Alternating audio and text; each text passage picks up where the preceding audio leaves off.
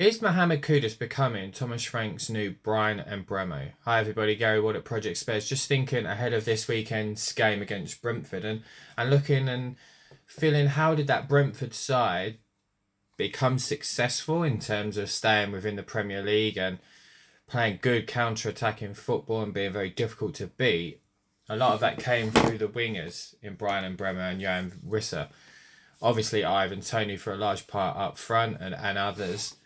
But Brian, 90% of the time, started those counter-attacks, was very dynamic in those counter-attacks.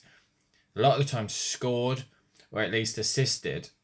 And I think that Mohammed Kudus is becoming exactly the same or very similar. Plays on that right-hand side. You look at Saturday's game against Fulham, 95% of the attack came from Mohammed and his side. He obviously ran himself into the ground at the end. He was really struggling to perform probably in the last 5 minutes because he just ran himself into the ground. And while that's great, we don't want to just completely heavily rely on one player because it becomes predictable. We obviously need that left-hand side, which I think we're struggling with.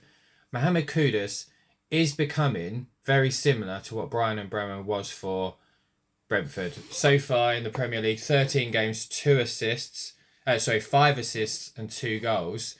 Looking back at his first season in England, which I think was clearly his best, 33 games, 8 goals and 6 assists. So he isn't far off already equaling those numbers where I felt he was very good.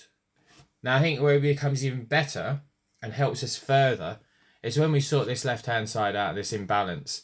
And having someone over there that is equally as attacking, equally has as much threat as Mohammed Kudus does, so that the defenders midfield have to also think about him. At the moment, I think they're doubling up and thinking, well, it's going to go down Mohammed Kudus' way anyway. We haven't necessarily got the 3 centre midfielders right in terms of progressing the ball, working through the lines.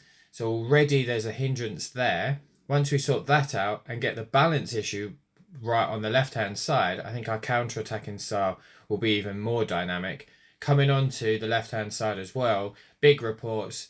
Apparently, as happens quite a lot, we're in advanced talks, but this time with Jan Diomande, the RB Leipzig left-sided winger. Apparently Thomas Frank is a huge admirer of his. He could unlock further things for Tottenham going forward, and which then unlocks further things for Mohammed Kudus.